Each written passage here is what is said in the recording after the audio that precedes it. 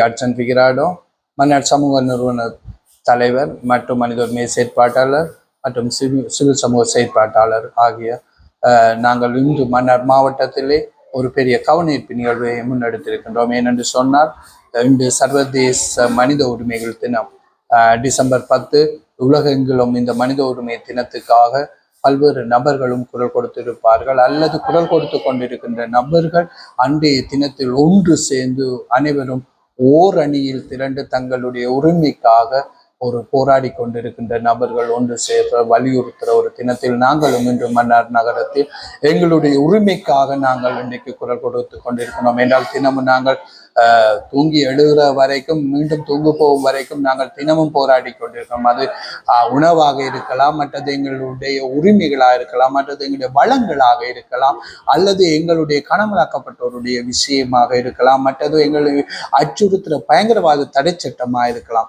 இவ்வாறு பல்வேறு விடயங்களை தாங்கி நாங்கள் போராடி கொண்டிருக்கிறோம். ஏனென்று சொன்னால், எங்களுடைய இந்த இவ்வாறான விடயங்கள் எங்களை விட்டு அகன்று போகணும். நாங்களும் இந்த நாட்டினுடைய சக மனிதர்கள், நாங்களும் இந்த நாட்டினுடைய சக குடிகள்.